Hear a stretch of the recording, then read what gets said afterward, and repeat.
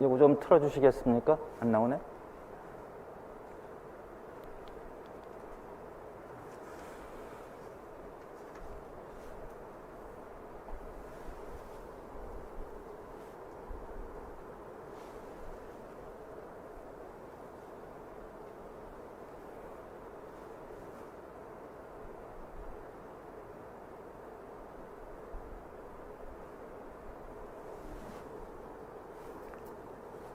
나오네요. 네.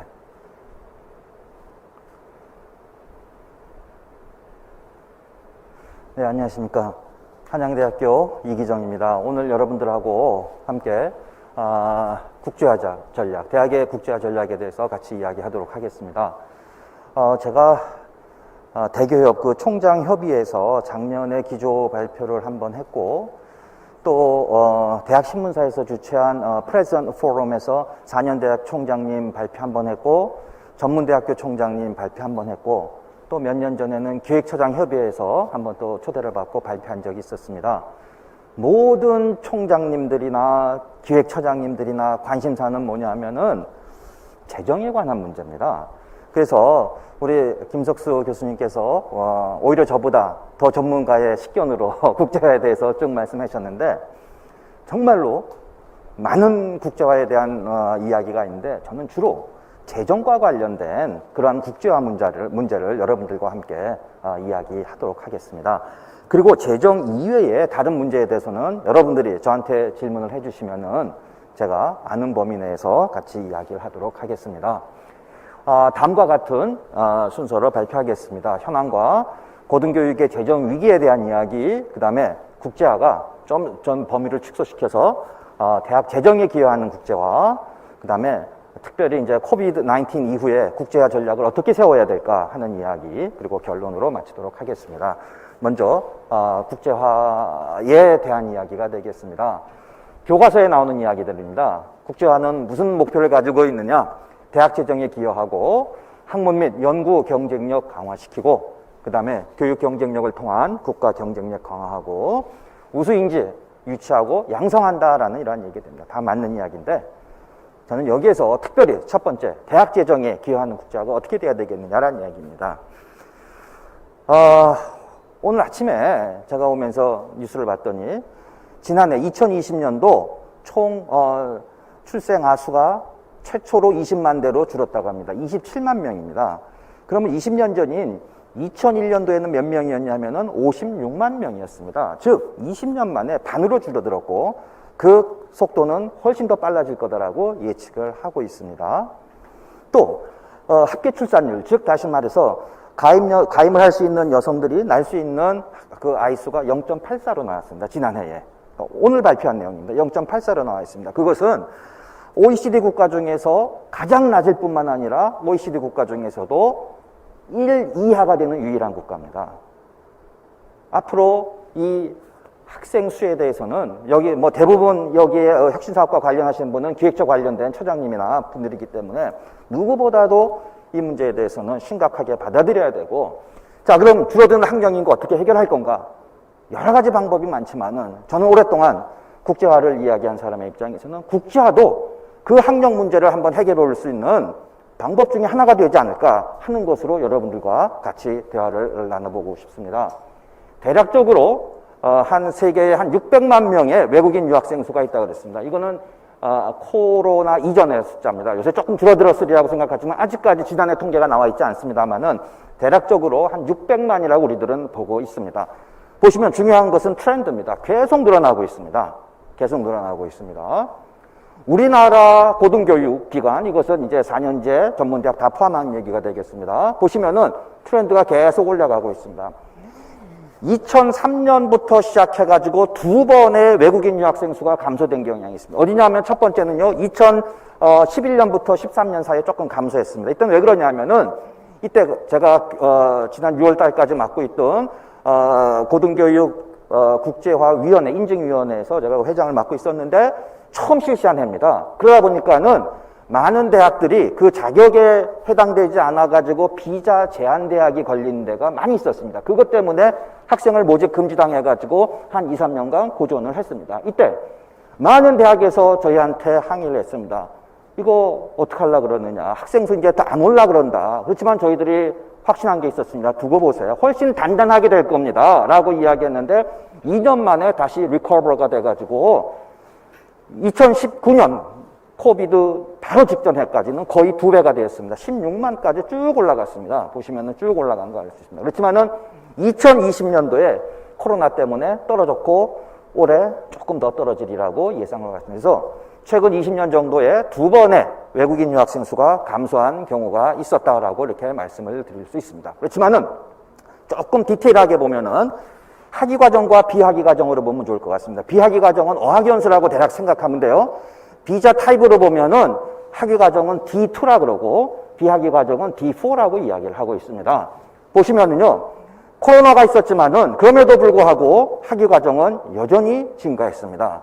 단기 과정에 있는 이러한 어학연수 과정이 오히려 많이 줄어들었다라고 하는 것이 지금 트렌드고, 아마 제가 보기에는 아직 이제 내년 돼야 2021년 자료가 나오겠지만은 어학연수는 더 줄어들었을 것이고, 아마 제가 봤을 때 학사 학위 과정은 조금 늘어지지 않았을까라고 예측은 해볼 수 있지만 이것이 지금 갖고 있는 경향이다라고 이렇게 볼 수 있을 것 같습니다. 2020년도에 우리가 약간 줄어서 한 15만 명 외국인 학생 수가 있습니다. 여러분들 아시겠지만은 스터디 코리아 2023이라는 것이 있습니다. 많이 들어보셨을 거예요. 2023. 제가 어디 가도 많이 이야기하는 겁니다. 여기에 우리 기획처장님들도 계실 것이고 또 유튜브를 통해 갖고 기획처 관련 분들이 많이 있으리라고 생각합니다.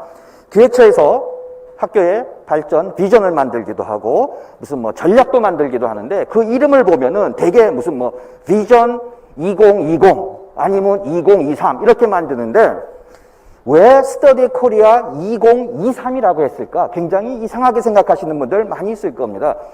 좀 양보해서 2025라고 해도 될 것 같은데 2023이라고 한 이유가 무엇인가 하면은 제가 어디 가도 이 얘기를 많이 합니다. 저희가 스터디 코리아 2023 프로젝트를 계획한 것이 2016년, 7년 정도였습니다. 그때 우리가 뭐를 예측했냐면은 그때 대학 진학하는 학생 수가 대략 한 60만 명 정도 됐었습니다. 근데 우리가 어떻게 시뮬레이션을 했는데 보니까는 2023년이 되니까는 40만으로 줄어들더라는 얘기입니다. 그러면 그 갭이 얼마가 되냐면 20만이 된 겁니다. 그래서 2023년까지 우리가 외국인 유학생 20만을 유치하자 해가지고 스터디 코리아 2023이 된 겁니다. 그런데 그냥 외국인 유학생 20만을 유치하자가 아니라 그 앞에 우리는 붙이는 형용사가 있었습니다. 뭐냐면 우수한 외국인 유학생을 유치하자라는 얘기입니다. 어쨌든 우리가 명문적으로도 우수한 외국인 유학생을 20만으로 유치하자 그래가지고 노력을 했습니다. 그랬는데 여러 가지 외부적인 요인도 해가지고 아쉽게 2023에 저것이 달성되지 조금 어렵지 않을까 하는 생각은 하고 있습니다만은 상당히 노력을 많이 했습니다. 그래서 보면은요, 국적별로 보면은 중국 학생이 여전히 많습니다. 점점 줄어들고 있습니다. 이 경향에 대해서도 조금 이따가 제가 말씀을 드리겠습니다. 그리고 급속도로 많이 늘어나고 있는 것이 베트남 학생들입니다. 이것도 4년제와 2년제 약간 차이가 있다는 것도 설명을 드리겠습니다. 학부 과정이 약 한 37% 정도 되고 대학원 과정이 점점 더 급속도로 늘어나고 있습니다. 물론 이거는 학교에 따라 좀 다릅니다. 연구 중심의 대학의 경우에 보면은 예를 들어서 우리 대학 경우만 보더라도 지원자 수를 보면은 학부 학생들보다는 석박사 학생 과정들이 훨씬 더 많습니다. 지금은 예를 들어서 이공계, 우리 대학 같은 경우는 이공계가 아무래도 조금 큰 대학입니다. 외국인 유학생이 없을 것 같고는 실험실이 운영되는 데는 거의 없다라고 보시면 됩니다. 그래서 옛날에는 교수님들이, 특히 이공계 교수님들이 늘 외국인 유학생들에 대해서 불만을 가졌습니다. 좀 실력 있는 애들 좀 보내라. 근데 저는 늘 얘기하는 것이 있습니다. 처음에는요, 우리가 양적인 경쟁을 해야 됩니다. 처음에는요. 처음부터 질적인 경쟁을 하다 보면은 잘 그 목표까지 달성하는데 굉장히 어렵습니다. 일단 양적인 경쟁을 하다 보면은 거기에서 우리가 다이아몬드도 찾을 수 있다라고 생각합니다. 그래서 우리 대학 같은 경우에도 처음에는 학생의 질의 문제에 대해서 많이 어려움을 갖고 교수님들의 불만도 많았지만은 시간이 지나면서 오히려 외국인 유학생이 없으면은 연구실 운영이 안 될 정도로 되어 있다는 얘기입니다. 여기에 보면은 석박사 과정의 지원자 수가 훨씬 더 많아지고 있다라고 하는 것은 이제 제가 말하는 건 연구 중심 대학이고 또 일반 대학들이나 아니면은 전문 대학은 조금 상황이 다르다라고 하는 것도 이따 표로서 말씀을 드리겠습니다. 제가 여기에서 전문 대학의 데이터를 한번 가지고 왔습니다. 이 전문 대학 데이터는 사실 많이 공개가 안 된 거고 제가 지난번에 대학교 국제 전문가 협회라고 하는 데서 제가 발표할 때 제가 만들어 놓은 자료인데 다시 한번 여기서 인용을 한번 해봤습니다. 이 전문대학교의 데이터를 보면서 저는 이 전문대학교의 데이터가 4년제 대학에 주는 메시지가 무엇인가 우리 한번 같이 고민해보자라는 얘기입니다. 여기에 보시면은요, 여러분들은 대략적으로 한 12,000명 정도의 전문대학교 학생이 있습니다. 그러니까 10%가 안 되는 거죠. 아까 15만 명이 대략적으로 전체가 외국인 유학생이 한국에 와 있는 학생인데 12,000명 정도니까 10%가 지금 안 되는 겁니다. 그런데 여기 중요한 메시지가 있는데 뭐냐 하면은요, 2011년부터 시작해가지고 2017년까지 보면은 2016년, 17년 사이에 한번 보시면은요, 2배가 되는데 학생 수가 2배가 되어지는데 한번 보세요. 제일 아래에 있는 숫자를 보세요. 2011년도에 한 3,700명이었습니다. 2017년도에 6,100명입니다. 즉 6년에 걸쳐서 한 2배 정도가 늘어났습니다. 6년에 걸쳐서. 그런데 전문대학교 학생 보세요. 2020년도에 다시 2배가 됐습니다. 즉 3년 만에 2배가 되어진 겁니다. 이거는요. 발전의 속도가 전문대학교의 외국인 유학생 유치 속도가 4년제보다 훨씬 더 빠르다는 얘기입니다. 또 하나 재미있는 또 데이터를 제가 여러분들한테 한번 보여드리겠습니다. 외국인 유학생 수가 제일 많은 대학들 명단입니다. 4년제 대학입니다. 쭉 보면은 되게 저런 대학이구나 하는 거 여러분 알 거예요. 흔히 뭐 말해가지고 뭐 랭킹도 뭐 이렇게 앞서는 대학들이고 대규모 대학들입니다. 보세요, 여기 있는 거. 경희대학부터 해갖고 외국어 대학까지 해가지고 여기에 주는 메시지는 여러 가지가 있습니다. 전부 다 서울에 있는 대학들입니다. 전부 다 서울에 있는 대학들이에요. 전부 다 서울에 있는 대학들이고 또 4년제 대학의 외국인 유학생 수의 26%를 이 10개 대학이 가지고 있다는 얘기입니다. 다음에 굉장히 중요한 메시지가 하나 있는 걸 여러분 보시기 바랍니다. 전문대학입니다. 전문대학교 상위 10개 대학들이에요. 여기 보세요. 여기는 두 가지 메시지를 보겠습니다. 10개 대학 중에서 한양여자대학교 우리 대학과 관련되어 있는 대학입니다. 하나를 빼놓고 9개는 전부 다 지방에 있는 대학들입니다. 두 번째 메시지. 이 대학, 10개 대학이 차지하고 있는 것이 몇이냐? 54%라는 얘기입니다. 이거는요. 4년제 대학보다 2배 더 많이 차지하고 있다. 더 집중이 돼 있다는 얘기입니다. 제가 이거를 여러분에게 하는 말씀은 뭐냐 하면은요. 제가 이제 지방에 어떤 개인적으로 어떤 대학에서 저를 초대를 해가지고 특강을 하는 경우가 많이 있습니다. 그러면은 굉장히, 표현이 적절치 않지만 패배주의적인 질문을 하고 생각을 갖고 있는 사람들이 많이 있습니다. 뭐라고 얘기하시냐면은, 우리 대학은요, 지방에 있고 해가지고 외국인 유학생들을 모집하기가 너무 힘듭니다라는 얘기를 많이 합니다. 틀린 말은 아닙니다.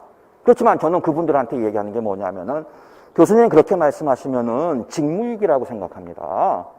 전문대학교 자료를 보여줍니다. 여기 있는 대학들 보세요. 서울에 있는 전문대학교보다 지방에 있는 전문대학들이 훨씬 더 많이 외국인 유학생들 유치하고 있습니다. 4년제 대학에서 지방대학에서 우리는 서울에 있는 대학에 다 뺏긴다라고 하는 것은 직무유기라고 저는 이야기하고 있다는 얘기입니다. 분포도 여기가 가지고 있는 것이 50%가 넘지 않는 얘기입니다. 다시 말해서 지방에 있는 대학들도 어떻게 하느냐에 따라 가지고 외국인 유학생들 유치하는 데는 어떤 전략을 세우느냐에 따라 가지고 큰 변화가 있을 수 있고 가능성이 더 많다라는 걸 저는 이야기를 해주고 싶다는 얘기입니다. 제가 늘 듣는 비유가 있습니다. 제가 평가위원장으로서 매해 상당히 많은 대학을 가가지고 현장 점검을 할 때가 많이 있습니다. 실태조사하는 데가 많이 있는데 모 대학입니다. 모 지역입니다. 여기서 멀지 않은 지역이에요. 큰 길을 사이에 두고 두 대학이 있습니다. 두 대학이 있는데 한 대학을 갔거든요, 오전에. 저는요, 방학인 줄 알았어요. 학생 수가 너무 없어가지고. 방학인 줄 알았어요. 학생 수, 한국 학생 수도 별로 안 보이는 학생인데 평가하고 외국인 유학생에 대한 국제화 평가 의미가 하나도 없는 거죠. 교무처장님이 저한테 그러시는 거예요. 위원장님, 오셨는데 점심이라도 좀 들고 가세요. 그러시는 거예요. 평가위원들이 가서 그 대학에서 점심 얻어먹는 건 이건 안 되잖아요. 근데 개인적으로 한번 좀 자기 하소연을 좀 들어달라는 거예요. 2층에 올라갔더니 이쪽은 교직원 식당, 이쪽은 학생 식당이에요. 학생 식당은 학생들 저 구석에 몇 명 앉아서 밥을 먹는데 교직원 식당은 그래도 많은 분들이 거기서 북적거리고 식사를 하시고 있더라고요. 오후에 옆에 길 건너가지고 대학에 갔습니다. 복잡복잡합니다. 외국인 학생도 300명 넘게 있습니다. 그 학생들은요. 제가 그거를 늘 얘기를 합니다. 아니 지역의 차이입니까? 큰 길 하나 사이에 두고 이 대학과 이 대학은 똑같은 대학인데 똑같은 지역에 있는 대학인데 왜 이런 차이가 있습니까? 하는 이야기를 합니다. 물론 지역적으로 불리한 경우가 없다라고 얘기한 건 아니집니다만은 분명히 어떻게 노력하느냐에 따라 가지고서 달리 우리가 유치할 수 있다라는 이야기가 되어진다는 얘기입니다. 재정위기 한번 보겠습니다. 아까 이야기한 것이 됩니다. 여기에서 보면은요. 20만 벌써 이렇게 줄어들었습니다. 그런데 여기에 계산하지 않는 것이 뭐냐면 뭐 기획처장님들 잘 알고 계시겠습니다만은 진학률 한번 보세요. 학령 인구가 떨어질 뿐만 아니라 고등교육 진학률이 우리나라가 세계에서 그래도 OECD에서 굉장히 상위에 속하는 나라입니다. 거의 70% 가까이 갔다가 요즘에 60%대로 알고 있습니다. 저는 항상 일본을 이야기합니다. 일본을 이야기하는데 일본 지금 55%입니다. 그러면 우리도 일본을 쫓아간다 하면은 여기에서 감소되는 거에다가 대학 진학하지 않으려는 그것까지 생각하면은 우리가 생각한 것보다 훨씬 더 시리어스하게 나빠지고 있다는 사실입니다. 이것은요. 제가 몇 해 전에 일본의 대학을 방문했습니다. 메이지 대학이에요. 왜 메이지 대학을 방문했냐면은 국제와 관련된 걸 봤더니 일본 메이지 대학이요. 2년 연속으로 일본도 우리보다 한 5년 전부터 해서 학령 인구 감소부터 해가지고 폐교되는 대학 많이 나오고 여러 가지 비슷한 경험을 갖고 있는데 메이지 대학을 봤더니 2년 연속으로 입시 경쟁률이 제일 높은 대학이에요. 재밌는 거는요. 일본 대학 평가할 때 입시 경쟁률이 굉장히 중요한 지표 중에 하나입니다. 몇 대 몇이냐라고 하는 거. 그것도 우리도 한번 우리는 그런 거 지표가 아마 없을 겁니다. 그죠? 경쟁률이 어떻게 되느냐에 따라서. 그리고 그것이 크게 광고를 합니다. 메이지 대학 보면 우리 대학이 2년 연속으로 입시 경쟁률이 제일 높다라고 이야기합니다. 찾아갔습니다, 제가요. 찾아가고 물어봤죠. 어떻게 해가지고 입시 경쟁률이 제일 높습니까? 라고 이야기했는데 두 가지 이야기를 해주시더라고요. 첫 번째는 자기네 대학이 동경에서 조금 벗어나는 곳에 있었는데 동경 안으로 들어왔답니다. 즉 서울로 옮겼다는 얘기입니다. 이건 우리한테 적용되기 어려운 얘기입니다. 두 번째는 한번 우리가 생각해 볼 수 있는 거예요. 뭐냐면요. 일본은 여학생들의 대학 진학률이 그 당시만 해도 굉장히 적었는데 왜 여학생들을 많이 데리고 오려고 노력을 했다라 그럽니다. 왜 여학생들을? 굉장히 재밌지 않습니까?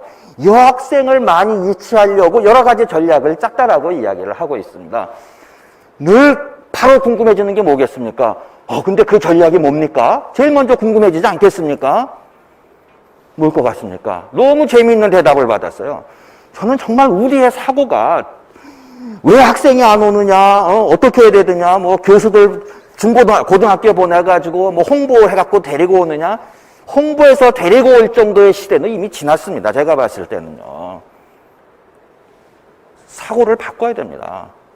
뭐라 그랬는지 아십니까? 화장실 바꿨어요, 그럽니다. 화장실을. 일본에 있는, 여러분 혹시 일본 대학들, 전통적인 대학을 갔는지 모르지만은, 화장실 문화가 깨끗합니다. 깨끗하지만은, 자기네들은 여학생들이 좋아할 수 있도록 호텔 수준으로 파우더룸 같이 만들었다라 그럽니다. 그리고 저보고 한번 들어가 보래요. 직원들이 왜 여학생들 못 들어오게 막아버리고 제가 들어갔습니다.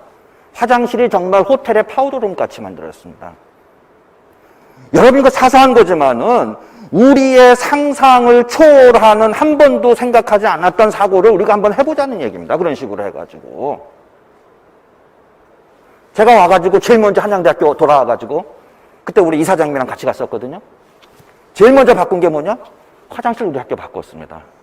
국제관 특별히 싹 다 바꿨습니다. 너무 특히 여학생 중심으로 해가지고 정말 거기에서 여학생들 와가지고 화장도 할 수 있고 할 수 있는 그 파우더룸 수준으로 바꿨습니다. 나중에 기회 되면 한번 바꿔보세요. 우리도 바꿨는데. 물론 그것 때문에 어떠한 입학에서의 경쟁률의 변화가 있었는지는 조사하지 않았지만은 그 메시지가 중요했다는 얘기입니다. 이거 보세요, 이거요. 줄어드는 거. 얼마 전에 8월 달에 나왔던 자료인데 한번 보세요. 38개 대학이 지금 폐교를 해야 되는 겁니다. 그 숫자, 줄어든 숫자를 보면은요. 그런데, 일반 대학교 입학 정원이, 1650명. 한 평균 정도입니다. 1학년 신입생 입학 정원입니다. 22곳. 그 다음에, 전문대학교 1250명 평균입니다. 학생 수를 가지고 있는, 입학 정원을 가지고 있는 대학 16곳. 합해가지고, 저 숫자는 38개 대학이 폐교해야 될 숫자입니다. 이거요. 제가 조금 전에 여러분에게 말씀했죠. 이제 한 40만 명 정도 학생이 있는데 우리 입학 정원 한 50몇만 정도 될 겁니다. 우리 파이는 계속 줄어들어가고 있어요. 그럼에도 불구하고 어떻게 하든지 한 명이라도 더 데리고 오려고 교수님들을 어디에 보내고 무슨 뭐 학교, 고등학교 찾아가가지고 농담 삼아 이런 거 얘기하시는 거예요. 교수 및 잡상인 출입 금지라고 하는 이야기 뭐 이제는 너무나 흔한 이야기지만은 그거 있는 사실 아닙니까 이거는. 소용없습니다. 절대로 교수님들 거기에다가 파견해가지고 학생 한 명 더 데리고 들어온다. 저는 그렇게 생각하지 않습니다. 재정위기 한번 보시기 바랍니다. 대학교위기라고 하는 지지난해 겁니다. 200호 기념입니다. 총장님들에게 질문을 했습니다. 고등교육의 핵심 위기가 뭐냐? 보세요. 2개 집계했거든요. 통계적으로 보시기 바랍니다. 1번, 2번 전부 다 재정과 관련된 얘기입니다. 국립대학은 국립대로 아픕니다. 전문대학, 학교 작은 대학은 작은 대학. 한양대학 정도 오면은 문제 없잖아요. 천만의 말씀입니다. 더 아픕니다. 더 아파요. 여기에 대학혁신지원사업 옛날 일반 재정으로 바뀌지 않았습니까? 옛날 같아서 뭐 링크는 뭐 아니겠지만은 무슨 에이스라든지 무슨 뭐 프라임이라든지 해가지고 우리가 받았을 때보다 한 100억 정도 더 못 받습니다. 우리 대학은요. 큰 대학은 큰 대학대로 더 아픕니다. 이거는요. 지금 가장 중요한 것은 적어도 대학의 리더들이 봤을 경우에 대학이 가지고 있는 핵심 요인은 뭐냐? 이건 재정이라는 얘기입니다. 한양대학교 교비회계 한번 보겠습니다. 3단 회계 빼버린 겁니다. 교비회계만 봐가지고 지난해에 한 5,600억 정도 되고 있습니다. 점점 올랐습니다. 우리가 등록금 한 푼도 못 올린 게 12년째입니다. 12년째.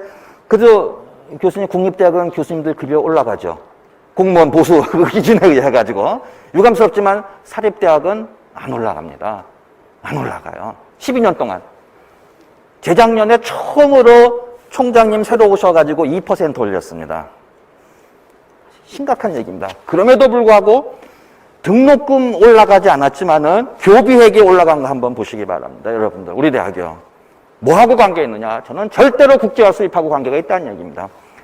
우리 대학 지난해에 한 500억 정도 수입을 했습니다. 국제화로 올린 수입이 한 500억 정도 되어집니다. 사실 조금 우리가 생각한 것보다 우리는 500억이 넘을 거라고 생각했는데 안 됐습니다. 왜 그러냐면 외국인 유학생이 아무래도 좀 들어왔습니다. 지난해에. 특히 단기 과정 같은 것이. 어쨌든 거의 봤을 경우에 10% 정도는 외국인 유학생들이 학교에 기여를 하고 있습니다. 여기서 기획처장님들 예산 세울 때 잘 생각해 보세요. 우리가 좀 정량적인 국제화 지표를 한번 가져보자는 얘기입니다. 학교의 재정이 얼만큼 기여할 수 있는가. 제가 국제부서장을 1996년부터 맡았습니다. 그래가지고 작년까지 했습니다. 국제부총장이라 그래가지고 2년 한 것이 작년까지 해가지고 20 몇 년입니까? 3년, 4년을 국제와 관련된 이야기만 했습니다. 제가 96년도에 처음 우리 학교에 외국인 학생 수가 10명 될까 말까 했는데 그 학생들의 대부분이 화교였습니다. 점점 늘어났는데 재정적인 걸 봤을 때 이렇게 늘어났습니다. 정량적인 제가 재정적인 걸 봤을 때 조금 노력하면은 교비회계의 한 10% 정도는 외국인 유학생이 기여할 수 있겠다라고 생각합니다. 그리고 모든 리소스를, 학교가 가지고 있는 모든 리소스를 총동원해가지고 외국인 유학생이 할 수 있는 목표는 15%입니다. 제가 지난번에 대기업에서 총장님들 다 모여놓고 나서 그 말씀했습니다. 총장님들, 제가 봤을 때요, 지금 현재 한양대학교가 10% 정도 됐는데 15% 정도 할 수 있을 것 같습니다. 한번 안 되면은 왜 안 되는지부터 한번 분석해 보시고 지금 어떤 위치에 있는지도 한번 분석해 보시라고 제가 이야기한 적이 있습니다. 그래서 저희 대학은 요 정도 지금 하고 있습니다. 교비회계와 국제화 수입 상관관계는 한 95% 정도 굉장히 기여를 많이 하고 있다라고 저는 볼 수 있을 것 같습니다. 제가 이거 전문대학교 한번 갖고 와봤습니다. 전문대학교 한번 보시기 바랍니다. 이렇게 보면은 많이 정체되어 있는 대학도 있고 제주 한라대학 같은 경우 좀 정체되어 있지만은 또 올라간 대학들입니다. 올라간 대학들의 특징은 뭐냐? 외국인 유학생들이 많은 대학들입니다. 이거는 제가 전부 다 그 대학의 공시 자료를 가지고 왔기 때문에 혹시 틀리면 제가 틀린 것이 아니라 그 대학 자료가 틀린 것이 되겠지. 어쨌든 보면은요. 전문대학도 교비 예산이 거의 정체되거나 깎였는데 올라간 대학들의 공통적인 특징은 뭐냐 하면은 외국인 유학생 수가 많은 대학이더라는 얘기입니다. 한번 보세요. 이거 얼마 전에 신문에 나온 겁니다. 이거요. 6월 달에 나온 거거든요. 다 적자라고 이야기하죠. 연구비 장학금부터 깎였다. 사립대학 교비회계 운영 수익 현황을 한번 보시기 바랍니다. 이거는요. 어마어마하게 깎였습니다. 견디기 어려울 정도입니다. 자, 그러면 어떻게 됩니까? 제일 쉬운 게 뭘까요? 재정이 바닥났을 때 제일 하기 쉬운 거는 뭡니까? 경비 절감시키는 거예요. 경비 절감시키는 거. 제일 쉽겠지. 그죠? 인건비 절감입니다. 교수 이제 나가도 안 뽑습니다. 직원 나가도 잘 안 뽑죠. 다 용역 다 없애버립니다. 인건비 절감으로 우리가 버티려고 합니다. 약간 꼼수 씁니다. 강좌수 및 최소 이수학점 축소합니다. 우리 대학도 취소시켰습니다. 물론 겉으로는 명분은 있습니다. 학생들한테 다양한 선택권을 주기 위해 가지고 필수학점을 줄이고 이수학점수를 축소한다. 니들 다중전공 해라. 하지만은 그 이면에 깔려있는 또 다른 거는 뭐냐? 비용 절감입니다. 이거는요. 시설 투자 축소할 수뿐이 없습니다. 어떡합니까? 새로운 거 못 짓죠, 지금요. 옛날에는 프라임 같은 것도 있어가지고 그걸로 프라임으로는 우리가 이렇게 시설도 막 바꾸고 그랬지 않습니까? 그런 거 다 없어졌으니까 이제 그것조차도 할 수 없는 것이 되겠지. 기타 절약 캠페인 합니다. 여기 한번 보세요. 전기 아껴 써라. 물 좀 아껴라. 하는 얘기입니다. 정말로 이러한 비용 절감 시키는 거 제일 쉬운 일입니다. 그렇지만은 제가 아까 얘기했습니다. 지난 12년간 등록금 한 푼도 안 올렸습니다. 더 이상 비용 절감시킬래야 절감시킬 것도 없다라는 얘기입니다. 제가 농담 삼아서 어디 발표장 갈 때마다 이런 얘기를 많이 합니다. 제가요 학교 방문할 때마다 제일 먼저 하는 게 있습니다. 난 그 대학교 화장실 가보거든요. 화장실이 어떤가 하는 걸 보면은 대개 학교가 어떻게 운영되고 있다라고 하는 것을 내 나름대로 추측이 되어지기 때문에 화장실을 갑니다라고 이야기합니다. 서울에 있는 꽤 괜찮은 대학입니다.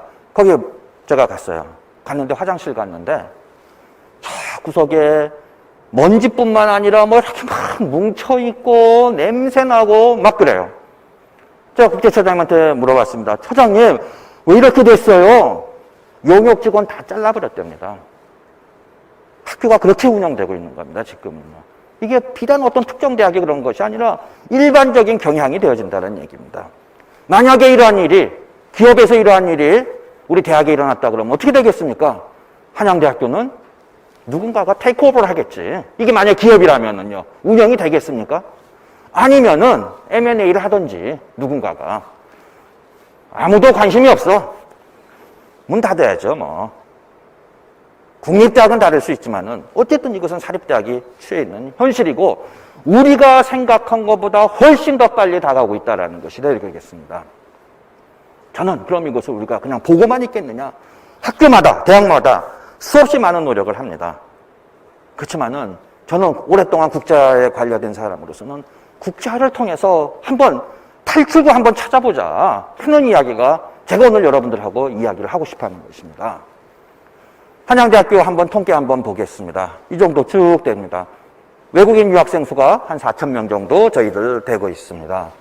그 다음에 뭐 초청 교환 학생 이렇게 많이 없고, 특별히 이제 국제 계절 학기 같은 경우에 한 3,000명씩 매년 오고 있습니다. 다만 지난해에는 코로나 때문에 오지 못했습니다. 우리 대학교의 이 계절 학기는 전 세계적으로 굉장히 유명한 서머스쿨입니다. 외국인 유학생 수만 한 3,000명 오는데요. 여러분들 싱가포르 국립대학하고 난양공대가 있습니다. 제가 지금 바뀐 총장님인데 NTU 난양공대의 앤더슨 총장님을 만났습니다. 앤더슨 총장님을 만났는데 그 총장님이 저한테 굉장히 저를 인커리지 시켜주는 말씀하셨습니다. 닥터리, 우리 대학에는 두 종류의 학생이 있어요. 하나는 한양대학교 서머스쿨을 가본 학생, 그리고 또 하나는 그 다음에 답이 뭘 것 같습니까? 못 가본 학생 이럴 줄 알았는데 갈 학생 이렇게 얘기하시더라고요. 앞으로 갈 학생, 두 종류의 학생이 있다는 얘기예요. 세측 말해서 한양대학교보다 훨씬 앞서가는 대학이 있습니다. 우리 한국에 있는 대학입니다. 우리 보고 서머스쿨 언제 마감하냐요? 왜? 우리 대학 마감해야지 우리 대학에 등록 못한 학생들이 자기 대학으로 온다는 얘기입니다. 이것이 기여하는 것이 매년 80억 정도 됩니다. 학교에다가. 굉장히 큽니다, 이거요. 한번 보시기 바랍니다. 굉장히 중요한 메시지입니다. 저는요, 지원자 수입니다. 우리가 받아들이는 지원 것이 아니라 2021년도입니다. 2021년도니까는 작년에 지원한 학생이겠죠. 21학년도니까는 우리 학교의 학위과정의 지원자 수가 6,000명이 넘습니다. 지원자 수가. 근데 우리는 억셉트 할 수 있는 학생 수가 저거의 10분의 1도 안 돼요. 왜 그러냐 하면은요, 아마 여기에 있는, 차장님들이나 아니면은 또 우리 그 유튜브를 보시는 분들 학교 상황을 봐도 마찬가지입니다. 외국인들이 선호하는 학과가 있습니다. 외국인들이 선호하는 단과 대학이 있습니다. 우리가 이공대학이 크지만은 많은 학생들이 찾아가는 대학이 어디냐 하면은요, 여러분 알다시피 경영대학 많이 갑니다. 또 어디 많이 가냐면 신문방송학과 많이 가려고 합니다. 그런데요, 미디어 커뮤니케이션 같은데, 연극영화학과 같은데, 관광학과 같은데, 아니면 예체능에 굉장히 많이 가고 있습니다. 그러면은 예를 들어서 우리 대학 같은 경우에는요, 경영대학만 하더라도 외국인 학생 수하고 한국 학생 수하고가 거의 2대1 정도 되어집니다. 더 이상 받을 수가 없는 거죠. 그렇다면은 6,000몇 명이 지원을 하더라도 우리가 지금 받을 수 있는 거는 뭐냐? 졸업하는 외국인 학생 수뿐이 받을 수가 없다라는 얘기입니다. 이거는요. 이것은 어떤 메시지가 있느냐? 한국을 찾아오는 외국인 유학생은 여전히 많다라는 얘기입니다. 그렇다면은 저는 혹시 A라는 대학에 지원해갖고 못한 대학, 저는 뭐 우리가 제가 전문대학을 이야기할 때도 많이 그런 얘기를 합니다만은 자기 대학에 외국인들이 많이 올 수 있는 과를 한번 그쪽을 먼저 우선적으로 국제화 한번 해보자라는 이야기를 굉장히 많이 하고 있습니다. 한번 여러분들 여기 있는 대학에서 외국인들을 얼마나 더 많이 받을 수 있는가 하는 것을 봤을 때에 그 외국인들 선호학과에 대한 것들을 여러분들이 잘 보실 필요가 있다라고 말씀을 드립니다. 이거는 우리가 550억을 예상했는데 저거보다 조금 안 됐다는 얘기니까 아까 넘어가도록 하겠습니다. 자, 한번 보겠습니다. 이거는요. 여러분 아시다시피 우리 대학교는 에리카 캠퍼스라고 하는 게 있습니다. 안산에 있는 겁니다. 안산에. 뭐 아시는 분은 아시겠지만은 에리카는 무슨 어떤 여자 이름이 아니라 저거는 약자죠. 에크로님 두 문자입니다. E는 Education, Research, Industry. 그래서 3학년입니다. 저것이요. 클러스터. 그 다음에 A는 동네 이름인 안산이 되는 거겠죠. 그래서 안산에 있는 산학연 클러스터 캠퍼스다라는 뜻으로 에리카 이름 굉장히 잘 지은 거라고 저는 생각합니다. 보는데 아무래도 서울 캠퍼스를 선호합니다. 외국인 유학생들이 서울 캠퍼스 선호하는 건 맞습니다. 그래서 차이가 너무 컸어요. 서울 캠퍼스는 외국인 유학생이 차고 넘치고 에리카 캠퍼스는 많지 않았어요. 에리카 캠퍼스 교수들이 모여가지고 회의를 했습니다. 차별화해야 된다. 그 차별화는 뭐냐? 서울 캠퍼스에 없고 에리카 캠퍼스에만 있는 과에 집중했다는 얘기입니다. 디자인 같은 경우에. 보시기 바랍니다. 불과 2017년만 해도 35명뿐이 안 됐던 학생이 3, 4년 만에 10배로 늘어났습니다. 이것은요. 보세요. 교수님들이 직접 찾아다닙니다. 직접 가가지고 실기고사 다 하고 면접 다 합니다. 여기에 굉장히 중요한 메시지가 있습니다. 제가 2003년도가 우리 한양대학교에서는 굉장히 국제화에 중요한 해입니다. 왜 그러냐면은 지금 이사장님이시지만은 당시에 총장님이 2003년도를 한양대학교 국제화 원년회로 삼았습니다. 원년회로 삼아가지고 물질적으로 뭐 아무튼 여러 가지로 어마어마한 지원을 했는데 2003년도에 23억 원을 캐시로 저한테 줬습니다. 그때 그거 어마어마하게 큰 돈입니다. 기획처장하고 뭐 말도 안 되게 뭐 갈등이 있었죠. 그렇지만은 이사님 하라 해가지고 23억을 국제화로 쓰는데 실패해도 좋다. 다만 실패하더라도 잘 기록에 남겨가지고 다른 사람들이 보고 왜 실패했는지를 볼 수 있도록 하라라고 이야기했습니다. 그래서 제가 제일 먼저 했던 것이 뭐냐 하면은, 물론 거기에다가 사무실 만든 것도 있지만은, 교수님, 앞으로 조금 더 장기적으로 봐서, 우리 교수님들을 국제화 우군으로 만들어야겠다라고 생각을 했습니다.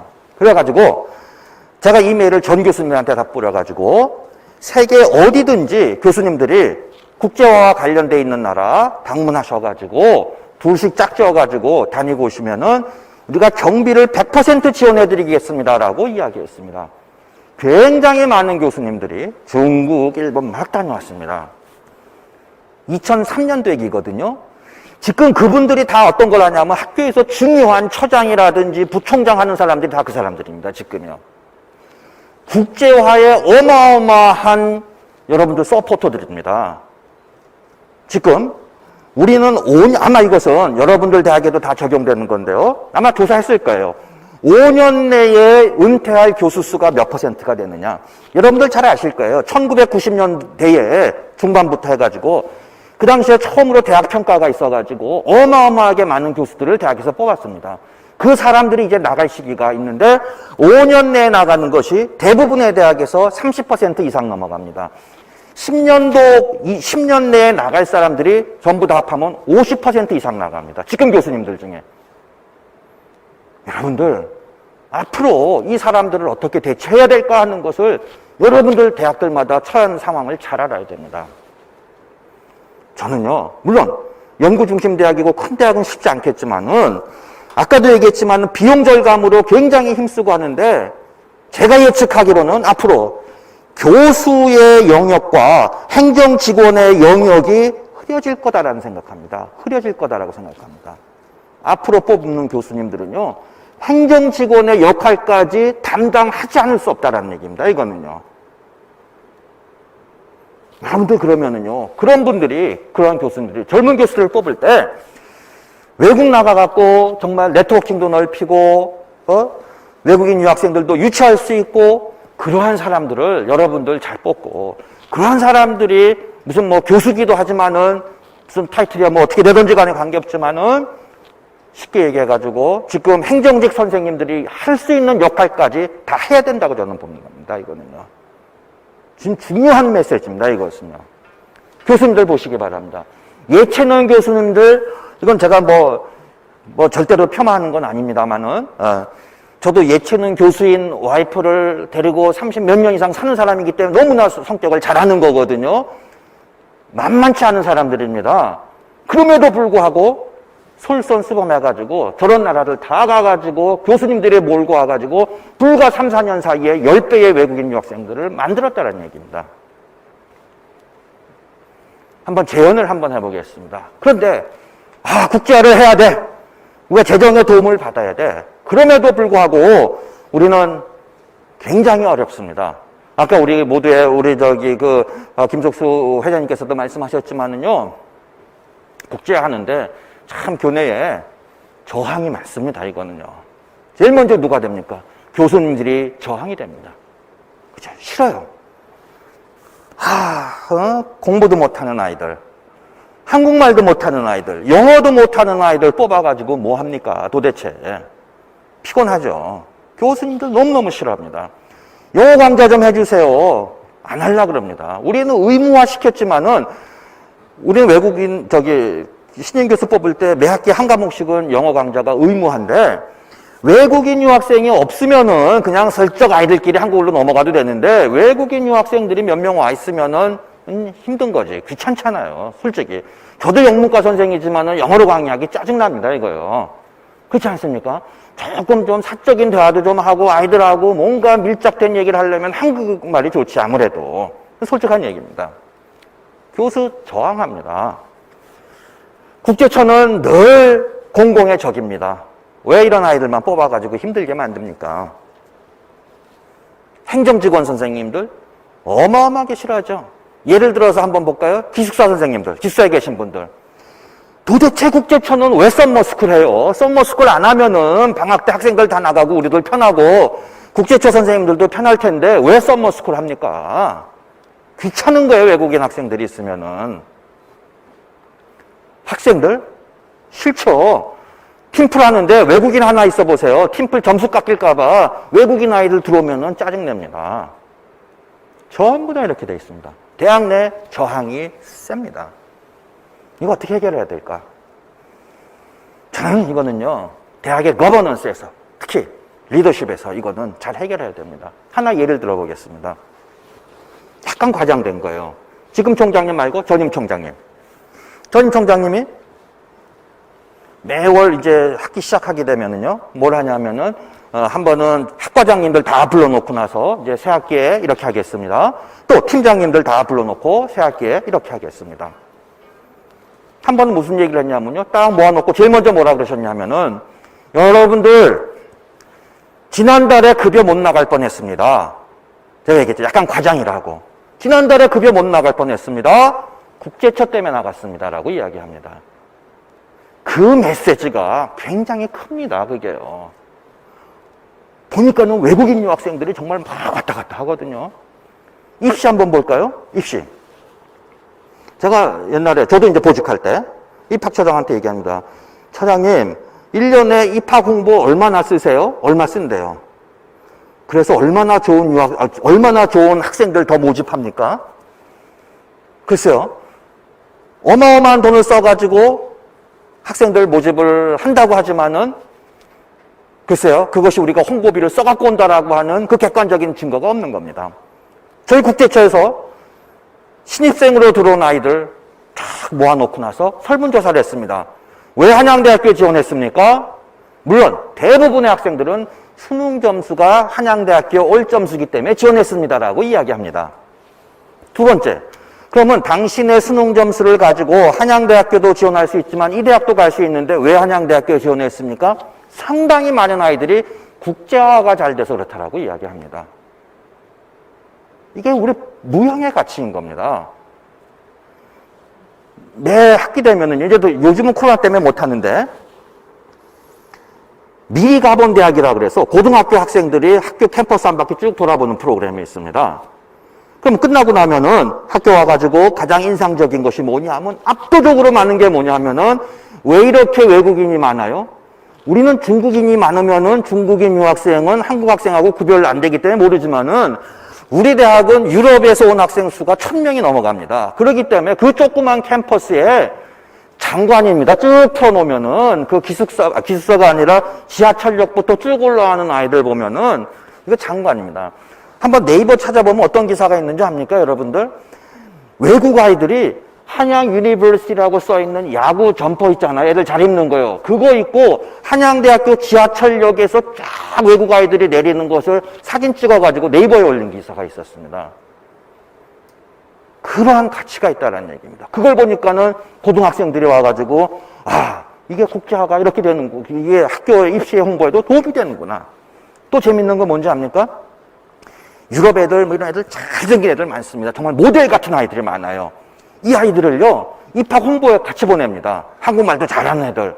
입학 홍보 가가지고, 잘생긴 애들이 막 이렇게 그 학교 홍보 자료도 만들어주고 하면요, 그 효과가 굉장히 큽니다. 코엑스에서 전체, 요즘은 안 합니다만은 옛날에 입시 박람회 할 때 한번 가봤거든요. 외국인 유학생이 앉아있어갖고 상담하는 데는 줄짝 서 있었습니다, 그때는요. 어쨌든 간에. 이런 도전 세력들이 있지만은 우리가 어떻게 이거를 해결해 나가야 된다는 얘기가 되겠습니다. 그러기 위해서는 국제화가 중요하다라고 하는 우리가 공감을 해야 됩니다. 공유를 해야 돼요. 안 그러면 정말 이제 정말 급여 여러분들 제가 이런 얘기 여기서는 제가 공식적으로 못하지만은 여러분들 급여 깎인 대학들 꽤 있습니다, 지금요. 한번 두고 보십시오. 앞으로 어떻게 상황이, 급여의 문제가 아니라 폐교돼야 될 대학이 아까 30몇 개 나오지 않았었습니까? 행정직원 정말 전문화 시켜야 되는 겁니다, 여러분들요. 정말 국제화는요, 여러분들 학교마다 인사 지침이 다릅니다. 아까 우리 회장님께서도 말씀하셨지만은 그 인사 문제에 대해서 이야기했습니다. 전문 인력 어떻게 하느냐. 우리 한양대학교는요, 직렬이 있습니다, 직원들끼리. 요즘은 조금 흐려졌습니다. 제가 요새는 보직을 안 해서 잘 모르겠습니다만은. 그래서 국제 직렬은 따로 뽑았었습니다. 행정직원을 뽑을 때 국제 그 파트는 따로 뽑았습니다. 직렬이 달랐어요. 그럼 얘네들은 들어오면은, 이분들은 들어오시면 뭘 하냐면은 국제처에 있던지, 아니면 어학원에 있던지, 아니면 국제학 대학원에 있던지, 이런 데를 주로 돌립니다. 완전히 전문화가 됩니다. 아니면은 기획처에서 세계 대학 평가하는 팀에 보내든지 해가지고 너무너무 중요한 역할을 하게 됩니다. 이게 제가 왜 말씀을 드리냐면은, 교무처 한번 얘기 드릴까요? 우리 김 회장님 기획처장님이시잖아요. 그죠? 전임자한테 인수인계 어떻게 받으셨습니까? 업무 인수인계? 네? 그냥 받으셨죠. 뭐 특별한 거 없었을 겁니다. 그렇지만은 우리 김 회장님 기획처장님 하시는데 아무런 문제 없이 잘 하실 겁니다. 국제처장 인수인계요? 정말 안 돼요, 이거는요. 왜 안 되느냐? 국제처장 저같이 20년 넘게 해버리면요, 뭐가 중요한 거냐면은 네트워킹입니다, 이거는요. 네트워킹이에요. 이거 문서로 전해줄 수 없는 겁니다, 이거는. 근데 보직 교수들 2년 아니면 4년 하면 끝이지, 예? 이거 쉽지 않은 얘기가 되어지는 겁니다. 그래서 전문 행정직원 직렬로 만드셔갖고 정말 입사해가지고 끝날 때까지 국제화와 관련돼 있는 걸로 돌려야 된다라고 제가 말씀을 드릴 수 있을 것 같습니다. 시간이 다 됐다 그래가지고 제가 할 말은 많은데 쉬는 개척, 자, 이거 한번 해볼까요, 선생님들? 소비자 다각화 문제인데요. 우리가 늘 18세에서 22세까지의 우리가 전통적인 학령 인구만 생각하면 안 됩니다. 외국인 유학생들도. 우리 썸머스쿨에 와 있는 73세 와세다 대학교 학생입니다. 썸머스쿨에요. 우리 썸머스쿨은 영어권도 있고 일본어권도 있고 중국어권도 있는데요. 특별히 일본어권은요, 60세 이상의 학생들이 굉장히 많이 찾아오고 있습니다. 여러분들 한번 외국인 유학생에 대한 시각도 훨씬 더 여러분들이 다각하게 생각을 해야 될 필요가 있다는 얘기입니다. 아까 얘기했지만은 중국하고 베트남이 앞으로 주요지만은요, 제가 살펴본 나라는 여기 있는 이런 나라들입니다. 어떤 나라냐면, 저걸 어떻게 제가 선정을 했냐면은, 우리와 경쟁이 되는 외국인 유학생을 유치하려는 나라입니다. 단, 전제 조건은 뭐냐? 아시아에 있을 것이며, 둘째, 영어가 모국어이지 않은 나라.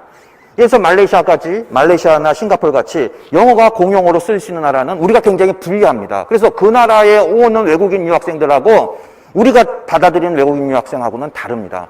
그러면 우리가 경쟁하는 데는 어디냐? 중국? 중국은 안 됩니다. 우리하고 너무나 차이가 많이 나는 나라이기 때문에. 그럼 중국을 빼놓고 우리가 경쟁으로 삼을 수 있는 나라는 세 나라입니다. 어디냐면 일본, 태국, 그 다음에 대만입니다. 그럼 이 세 나라에 찾아오는 외국인 유학생의 국적 분포와 우리나라에서 찾아오는 외국인 유학생의 국적 분포를 보면은 많이 다릅니다. 많이 달라요. 그래서 여기에 있는 거, 미얀마라든지 네팔이라든지 모로코, 이런 나라들이요. 모로코라든지 이런 나라들이, 인도네시아, 앞으로 굉장히 우리한테 가능성이 많은 나라다라는 얘기입니다. 그죠? 그래서 여러분들이 전통적으로 강한 중국과 아니면 베트남 이외에 이런 데 한번 생각해 보시면은요, 우리가 생각한 것보다 훨씬 우수한 자원들이 여러분들 찾아올 수 있으리라고 생각을 합니다. 취업 능력 강화, 이거 중요한 겁니다. 우리가 외국인 유학생을 유치할 때 교육학 하시는 분들 보면 인풋이 있고 프로세스가 있고 아웃풋이 있습니다. 근데 우리는 지나치게 인풋에만 강조를 합니다. 가능하면 외국인 유학생들 그냥 데리고 오려고 하는 생각이 있는데, 저는 제 경험으로 봤을 때는요, 아웃풋 드리븐이 돼야 됩니다. 즉, 아웃풋이 좋으면은 인풋은 저는 저절로 쫓아온다라고 보는 게 제 경험입니다. 아웃풋이 뭐냐? 외국인 유학생들의 취업입니다. 취업. 우리 대학은요, 외국인 유학생들의 취업 강화를 위해 가지고서요, 대기업들을 매년, 요즘 이거 못하는데, 우리 예를 들어서 무슨 잡페어 같은 거 할 때 외국인을 유한 것을 따로 만듭니다. 그러면 현대, 삼성, LG에서 다 와가지고 외국인 유학생들 면접을 해줍니다. 그럼 이 아이들이 이것을 전부 다 자기네 SNS를 통해 가지고 홍보를 하기 때문에 굉장히 많은 그 반응을 갖고 있습니다. 그래서 여러분들이 외국인 유학생이 왔을 때 그 외국인 유학생들 졸업 이후에 관리를 어떻게 하느냐라고 하는 것이 분명히 빠르진 않지만은 천천히 바뀌긴 하지만은 엄청난 효과를 줄 수 있다라고 하는 것을 여러분들 잘 알아두시기 바랍니다. 시간이 없어서 이거 해외 캠퍼스 문제는 넘어가도록 하겠습니다. 코비드 이후에 유학생 수 일시적으로 감살이라고 생각하고 여러분들 외국인 유학생은요 관리를 어떻게 잘하느냐가 굉장히 중요합니다. 데리고 와가지고 관리도 안 하고 하면은요 금세 학교 옮겨가 버립니다. 학교 옮겨가 버리면 그 대학은 중도 탈락으로 또 잡혀버립니다. 그렇기 때문에 엄마 같은 사람, 형 같은 사람, 언니 같은 사람들이 국제처에서 관리를 하셔야지 된다는 얘기입니다. 아까 말씀드린 겁니다. 우리 대학 전체 국제화시킬 수 없습니다. 국제화하려고 하는 데에 여러분들이 정당한 대학에서의 인센티브도 주면서 우리가 국제화 특성화과 발굴 해서 나가야지 될 것이다라는 얘기입니다. 온라인 교육 활성화시키고 뭐 이렇게 다양한 얘기는 했습니다. 한국어 교육 강의하고 뭐 이런 얘기 다 자료에 있는 거기 때문에 시간이 없다 그러니까는 제가 이런 거 하도록 하겠습니다. 결론도 비슷한 얘기이기 때문에 넘어가도록 하겠습니다. 제가 좋아하는 말이어서 하나 여기 결론으로 옮겼습니다. 처칠이 얘기한 거거든요. 패시미스트들은요 항상 모든 기회에서도 어려움만 봅니다. 어렵다. 그렇지만은 그 반대로 optimist들은요 아무리 어렵더라도 거기에서 기회를 본다라는 얘기입니다. 지금 상당히 어렵습니다. 대학이 어렵다라고 하는 것은 특별히 여기서 재정을 담당하는 기획처장님들은 누구보다도 우리가 피부에 와닿는 것입니다. 제가 드린 말씀은 그래도 국제화를 통해 가지고 그 어려움에서 우리가 한번 기회를 좀 찾아볼 수 있지 않을까 하는 생각을 하고 제 발표는 여기서 마치도록 하겠습니다. 네, 감사합니다. 네, 대단히 감사합니다. 강연을 위해 열심히 준비해 주시고 열띤 강연해 주신 이기정 교수님께 다시 한번 박수 부탁드리겠습니다. 물 좀 잠깐. 이어서 토론이 이어질 건데요. 잠시 토론장을 정리하는 시간을 가지도록 하겠습니다. 1분간의 토론장 정리하는 시간을 가지고 다시 찾아뵙도록 하겠습니다. 대학혁신지원사업 총괄협의회 국가혁신성장의 토대가 되는 미래형 창의인재 양성체제 구축을 지원하는 대학혁신지원사업을 소개합니다. 대학혁신지원사업 비전은 미래사회 변화에 대응하여 대학 기본 역량 강화 및 전략적 특성화를 지원하고 대학의 자율혁신을 통해 국가혁신 성장의 토대가 되는 미래형 인재양성체제 구축을 지원합니다. 대학혁신지원사업의 핵심 가치는 자율강화, 혁신성장, 성과 제고입니다. 핵심 가치 중 자율강화는 대학이 스스로 수립한 중장기 발전 계획의 비전, 목표 등에 부합하는 혁신 과제를 선택, 추진할 수 있도록 자율성을 보장합니다. 핵심 가치 중 혁신 성장은 대학이 선택한 혁신 과제가 교육, 연구, 산학협력 분야 등에서 혁신 모형을 창출하고 대학의 혁신을 견인할 수 있도록 지원합니다. 핵심 가치 중 성과 제고는 자체 성과, 중장기적 성과 지표를 설정하여 혁신 과제와 질적 성장의 방향성을 제고하고 대학 혁신 협약 체결을 통해 성과 관리를 강화합니다. 대학 혁신 지원 사업의 총 사업 기간은 2019년부터 2021년까지 총 3년입니다.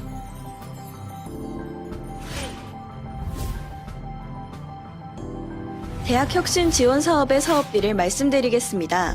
2019년도 사업비는 약 5,700억 원이며 2020년도 사업비는 약 6,900억 원입니다.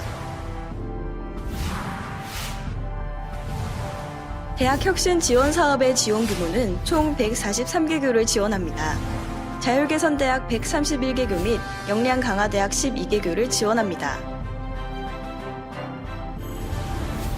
사업 유형은 자율협약형과 역량강화형이 있습니다.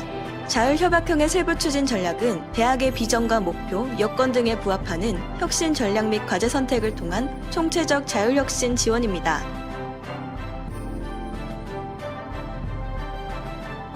역량 강화형의 세부 추진 전략은 정원 감축 및 대학 특성화 의지가 있는 역량 강화 대학에 대한 적정 규모화 유도 및 특성화 발전 지원입니다.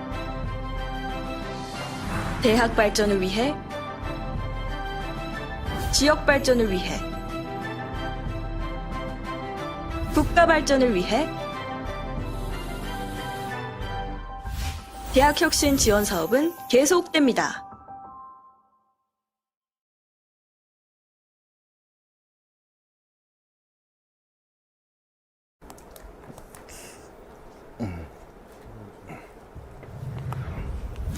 대학 혁신 지원 사업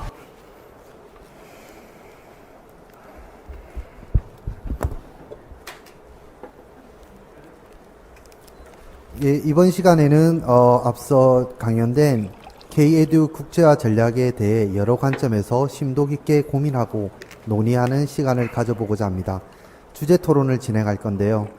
부산대학교 김혜용 교수님께서 자장을 맡아주시고 진행을 해주시겠습니다.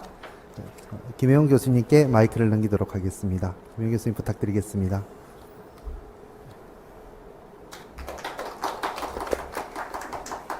예, 반갑습니다. 부산대학교 교육학과에 있는 김혜용입니다. 먼저 대학 혁신 지원 사업의 주요한 프로그램에 참여해서 이렇게 좋은 얘기를 듣고 함께 논의할 시간을 가지게 되어 개인적으로 대단히 영광으로 생각을 합니다. 이기정 교수님의 K-에듀 국제화 전략이라는 발표는 대단히 열정 넘치시고 교수님의 개인적 경험에 기반한 우리 대학의 새로운 먹거리라 그럴까요? 대학의 미래를 제시한 아주 의미 있는 발표였다고 생각을 합니다. 아시는 것처럼 대학은 플라톤의 아카데미 이후에 유럽의 이탈리아의 볼로냐라든지 프랑스 파리, 영국의 옥스퍼드 케임브리지라고 하는 옥스브리지 대학들의 교육 중심 대학이 우리 대학의 출발점이었습니다. 그리고 독일의 훔볼트 대학 등에 의한 연구 중심 대학이 교육 기능에 연구가 더 추가되어졌고요. 그리고 20세기 전기에 19세기 후기부터 20세기 전기에 미국에서 이제 봉사라는 기능이 대학의 주요 기능으로 첨가되게 됩니다. 그부터 우리는 흔히 대학의 주요 기능, 교수의 주요 기능이라고 하면 교육, 연구, 봉사라는 얘기를 하게 됩니다. 그 이후에 20세기 후반부에 접어들면서 지식정보화 시대로 접어들면서 대학의 새로운 기능이 요구됩니다. 대표적인 것이 국제화 역량입니다. 그리고 대학 간의 상호 관련성에 의해서 이 국제화 역량은 이전과는 비교할 수 없을 만큼 강조되어지게 됩니다. 오늘 이기정 교수님의 발표는 우리 대학들의 생존과도 밀접하고 대학의 미래상인 이 국제화에 대한 포괄적 얘기를 들려주셨습니다. 교수님께서는 대학의 국제화와 현황이라든지 한국 고등교육의 재정 위기, 이 위기를 극복하기 위한 하나의 대안으로서의 국제화, 그리고 국제화를 위한 여러 가지 국제화의 활성화를 위한 여러 가지 방안들을 경험을 토대로 말씀해 주셨습니다. 대단히 감사합니다. 이기정 교수님의 발표문에 대해서 오늘 두 분의 교수님을 모시고 토론을 들어보도록 하겠습니다. 두 분을 먼저 소개해 드리겠습니다. 고신대 원기교육지원센터 센터장을 맡고 계시는 반재훈 교수님이십니다. 상원대 기획처장으로 계시는 박경훈 교수님이십니다. 그럼 먼저 이기정 교수님의 발표문에 대한 반재훈 교수님의 말씀을 좀 듣고 싶습니다. 교수님, 네, 부탁드리겠습니다. 네, 제5회 웨비나 컨퍼런스에 초청해 주신 대한혁신 총괄협의회 김석수 회장님을 비롯해서 또 한국대학신문 여러 관계자 여러분께 감사의 말씀을 드립니다. 무엇보다도 K-에듀 국제화 전략이라는 주제를 가지고 또 그간 교육국제화-인증위원회 위원장으로서 또 쌓아오신 여러 가지 아주 질 높은 전략을 또 이 시간을 통해 전수해 주신 우리 이기정 한양대 교수님께도 감사의 말씀 드립니다. 저는 오늘 이곳에 계신 누구보다도 더 이 교수님의 발표에 또 관심을 가지고 주의 깊게 들었습니다. 왜냐하면 저는 그 지방 중소대학, 특히 사립대학의 일원으로서 말씀해 주신 현 대학의 여러 가지 위기를 몸소 체험하고 있으며 또 이를 돌파하기 위한 하나의 전략으로 외국인 유학생 유치를 위한 대학의 국제화에 적극 동감하기 때문입니다. 오늘 발표자님께서 그 학령 인구 감소도 말씀해 주셨고 또 그런 것 때문에 발생되는 재정 위기를 말씀해 주셨습니다. 실제로 올해 초에 신입생 모집에 제가 있는 부산 지역을 포함해서 지방의 대다수 대학들이 심각한 신입생의 충원율 하락을 겪었습니다.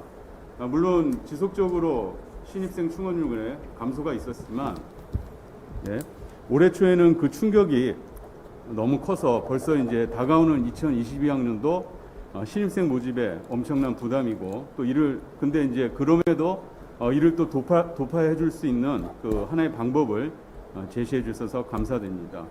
말씀해 주신 것처럼 국제화를 위해서 대학 내 저항을 해소하면서 공감과 공유를 통해 이를 해결해 나가야 된다는 말씀 전적으로 동의합니다.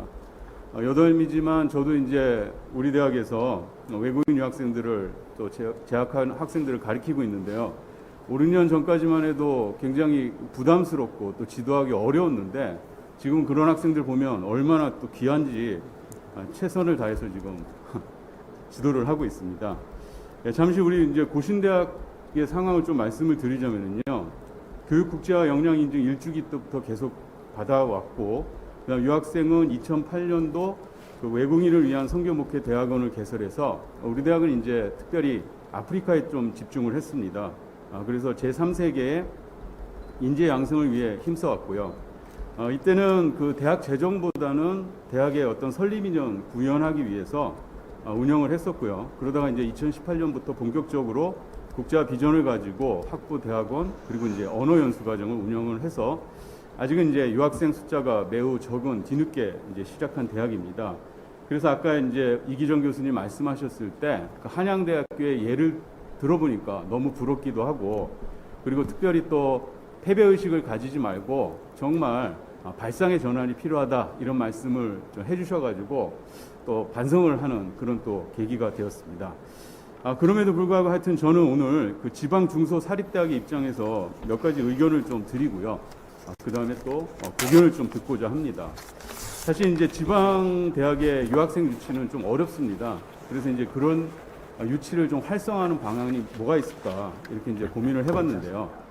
발표자님 아까 자료 보면 그 외국인 유학생 탑 10의 대학이 거의 이제 서울의 수도권에 위치해 있었고 전체 유학생 한 26% 정도 차지한다고 이렇게 되어 있었고요. 제가 따로 조사는 안 해봤지만 뭐 탑 22 대학을 한번 조사를 해보면 거의 거기도 이제 수도권 대학이 아닐까 싶습니다.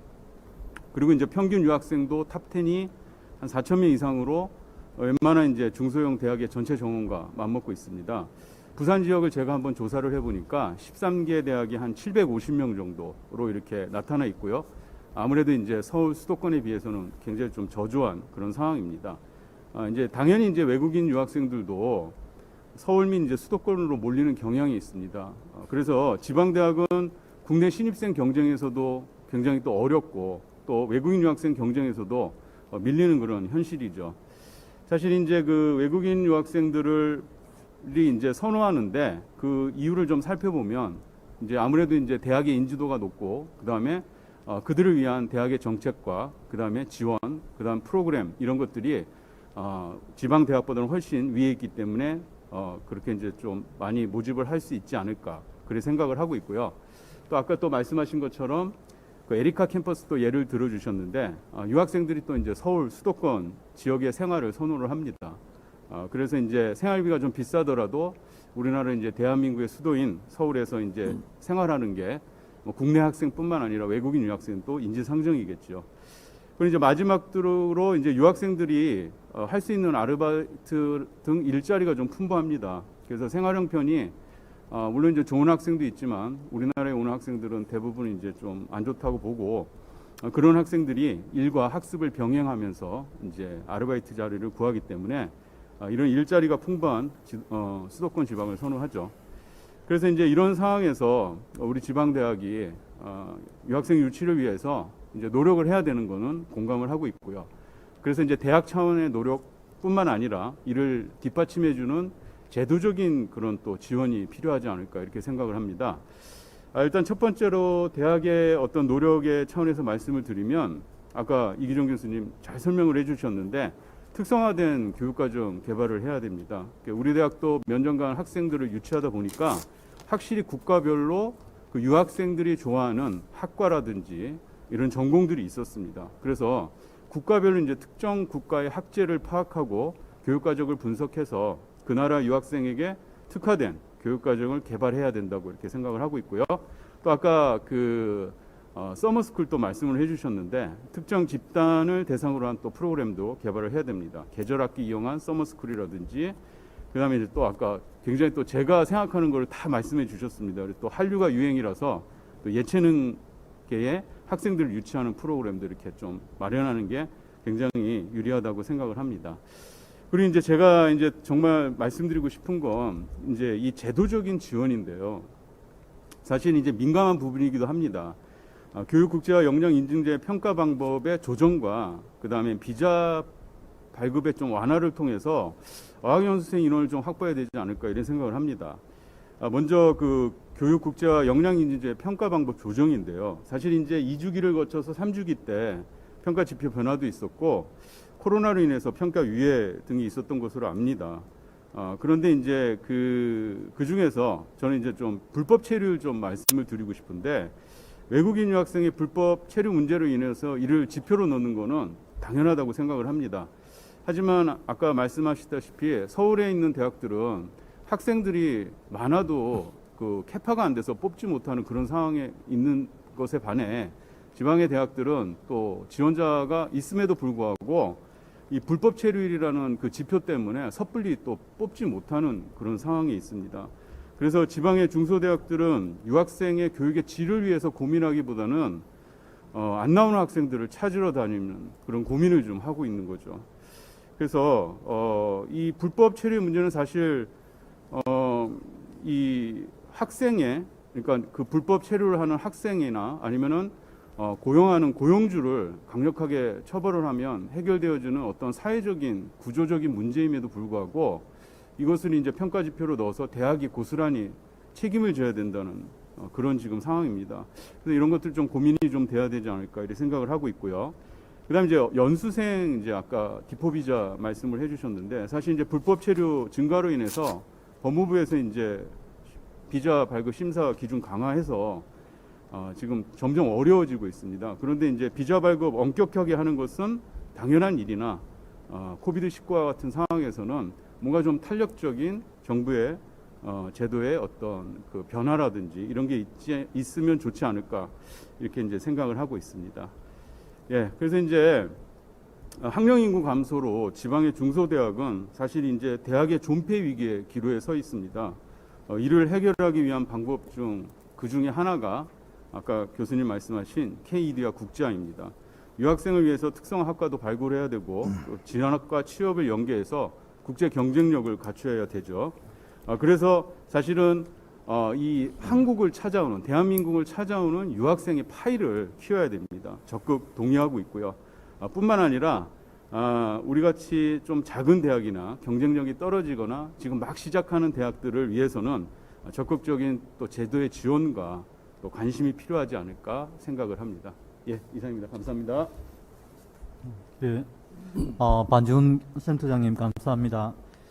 이기정 교수님의 발제에 대해서 어떤 지방 중소대학의 센터장으로서 또 대학이 겪는 솔직한 어려움을 말씀하셨고 제도적 뒷받침에 관한 어떤 요청 사항들도 말씀을 하셨습니다. 시간이 충분하지는 않습니다만 교수님 아주 간략하게 좀 말씀 좀 부탁드리겠습니다. 네. 많은 대학들이 관심을 가지고 있는 것이 아무래도 인증제에서의 불체율 문제라고 생각을 하고 있습니다. 불체율 문제에 어쨌든 우리가 대학에 조금 더 편의를 주기 위해 가지고 3주기부터는 불체율의 평가를 조금 바꿨습니다. 옛날에는 어학연수하고 그 다음에 학위과정하고를 하나로 묶어서 평가를 했는데 3주기부터는 어학연수하고 또 그 학사학위 과정하고는 또 따로 분리 평가를 했습니다. 그래가지고 아무래도 불체자는 어디에서 많이 나타나냐 하면은 어학연수에서 많이 나타납니다. 그리고 실질적으로 학위 과정의 불체율은 3%가 되고 있지 않습니다, 지금요. 근데 어학연수는요, 100% 불체인 대학이 굉장히 많습니다. 여러분들 상상하는 것보다 많습니다. 설마 이런 대학이 100% 불체야 하는 정도의 학교들도 있습니다. 저희들이 봤을 때는 이거는 정말로 도덕적인 문제가 됩니다. 그 도덕적인 문제는 뭐냐 하면은 학교하고의 관계가 있는지는 제가 모르겠습니다만은 그 중간에서 소개하는 그 유학원의 문제입니다. 에이전트의 문제가 됩니다. 그래서 수없이 많은 금품들이 오고 가고 하면서 일단 검증 안 된 데를 그냥 무조건 받아가지고 학생 수를 늘리다 보니까는 그러한 것이 나왔거든요. 그러면은 과연 정부 입장에서는 이러한 것을 그냥 대학의 국제화를 위해 가지고 무시해야 될까? 그래가지고 어느 정도까지는 완화해가지고 한 것이 뭐냐면은 불체율이 어학연수는 20%까지는 우리가 그래도 어느 정도 용인하자. 그 대신에 학위 과정은 학생 수에 따라서 2.5%에서 4% 정도까지 나누자 이렇게 이야기를 했습니다. 제가 객관적으로 보더라도 불체율 20% 이상 되는 대학은요, 사실 도덕적으로 문제 있는 대학이 다는 아닙니다만은 상당히 많은 데가 있습니다. 그래서 불체율 문제를 말씀드릴 때 대학에서 외국인 유학생을 유치하기 위해서 어떻게 협업을 하고 있는 그 중간에 에이전트가 어떤 사람들인가, 어떤 집단인가 하는 것들에 대해서 먼저 면밀한 검토를 해보시고 그 사람들의 레퓨테이션을 쉽게 알 수 있는 겁니다. 그거는 주위에서 문의만 하면은. 그래서 그러한 노력은 적어도 좀 해주셨으면 좋겠다라고 이렇게 생각을 하고 있습니다. 그 다음에 또 하나 이제 여러 가지 아르바이트 문제 때문에 지방대학에서 지방대학으로 외국인 유학생들이 오기 어렵다 그랬는데 제가 몇 년 전에 이거와 관련돼 가지고 글을 쓰면서 부울경 지역에 지자체와 대학 간의 협업에 의해 가지고서 상당히 많은 외국인 유학생들한테 인턴 자리도 주고 아르바이트 자리도 주고 또 졸업 후 취업까지 해주는 그런 프로그램이 있다라고 하는 걸 제가 기사로 봤습니다. 그것이 지금도 유효한지는 모르겠습니다. 근데 유일하게 지자체하고 연관을 해가지고 했던 지역이 부울경 지역이었습니다. 그래서 그러한 제도가 어떻게 되었고 만약에 지금 지속적이지 않는다 그러면 왜 지속적이지 않은가 하는 것을 보시고 그 제도를 계속해서 한번 좀 진행해 나갔으면 좋겠다라고 이렇게 생각을 하고 있습니다. 그리고 불체율은 사실은 이것은 교육부에서 어쩔 수 있는 것이 아니라 이건 전적으로 법무부 소관이기 때문에 6월 1일 날 불체율이 발표되기 전에까지는 아무도 불체율이 어떻게 되는지는 알 수가 없는 문제이기 때문에 이건 사실 인증위원회에서도 뭐라고 이야기하기는 참 어렵다라고 이렇게 이야기를 드릴 수 있을 것 같습니다. 네. 예, 지금 이 문제는 아마 시간을 두고 논의를 하면은 훨씬 더 많은 논의를 할 수 있습니다만은 아마 이게 대학 혁신지원팀이라든지 또 교육부, 법무부 좀 포괄적인 검토가 필요한 부분도 있어 보입니다. 게다가 대학들의 또 다른 자구 노력도 필요해 보이고요. 그래서 반재훈 센터장님께서 질문하신 내용이라든지 이기정 교수님이 답변 이런 것들을 포괄적으로 좀 더 논의할 수 있는 시간이 있었으면 좋겠습니다. 다음으로는 창원대 박경훈 기획처장님 토론 부탁 올리겠습니다. 네, 반갑습니다. 저는 우리 반재훈 교수님이 지역에 있는 중소규모 사립대라면 창원대학교는 지역에 있는 중소규모 국립대라고 말씀을 드리겠습니다. 오늘 이제 우리 이기정 우리 교수님께서 발표하시는 내용을 듣고 또 한양대학교의 또 사례를 대가집하면서 그냥 이렇게 기획처에서 또는 국제 우리 업무를 담당하는 부서와 또는 관련된 학과가 이렇게 산발적으로 해왔던 것들인데, 이거 괜찮겠다라는 부분들이 하나의 어떤 그 중요한 솔루션이 될 수 있다는 부분에 대해서 오늘 굉장히 우리 대학 차원에서는 굉장히 의미 있는 곧 실행할 수 있는 그런 어떤 전략들을 제가 오늘 좀 답을 찾은 것 같습니다. 답도 찾고 또 가능성을 충분히 좀 경험했다라는 생각이 듭니다. 오늘 제가 이제 다른 일반적인 내용보다는 저희 대학의 어떤 사례들을 조금 이렇게 소개를 해드리면서 오늘 발표했는 내용과 또 어떤 연계성을 좀 찾아보도록 그렇게 자료를 준비를 했습니다. 일단 어떻든 간에 이 대학이 가지고 있는 특히 이제 우리나라에 있는 대학들이 가지고 있는 우수한 어떤 자원들은 다양할 거로 생각을 합니다. 그래서 이러한 국제화 전략에 있어서 어떻게 보면 타켓이 되는 저희 대학 같은 경우에는 개발도상국이나 앞으로 어떤 성장의 가능성이 있는, 그래야지만이 우리 고등교육기관들이 경험했는 여러 가지 어떤 제도나 교육 시스템이나 어떤 여러 가지 인프라나 이런 것들이 충분히 매력적일 거라 생각을 하고 있습니다. 따라서 특히 이제 개발도상국이나 우리 후진국 같은 경우에는 특히 이제 먹고 사는 문제라 그래야 되나, 또는 지속 가능 발전이라는 관점에서 보면 평등이나 또는 인권에 관련되는 부분들, 빈곤 부분들, 또 환경 문제, 이런 것들 어떻게 보면은 국가적인 이슈고 또 해결해야 될 부분이고 굉장히 난제입니다. 이런 측면에서 보면 그 국가 입장에서는 우수한 어떤 인적 자원들, 그리고 고등교육을 받은 전문가, 전문 인력들이 필요할 수밖에 없거든요. 그런 측면에서 우리가 가지고 있는 고등교육에 다양한 분야가 있겠지만 이런 부분들이 하나의 수출 아이템이 될 수 있다라는 어떤 생각을 가지고 있습니다. 그래서 먼저 그러한 것들을 상품화할 수 있는, 즉 매력적인 어떤 상품이 될 수 있는 전략이 필요하다라는 생각을 좀 하게 되었고요. 그 사례로 이제 우리 대학 사례에 2014년도부터 시작을 했는데 저희 대학에는 특수교육학과가 있습니다. 제가 2015년도부터 이제 산학협력단의 단장을 좀 한 2, 3년 정도 했는데 그때 연구재단에서 국제협력 선도대학 육성사업이라는 게 있었는데요.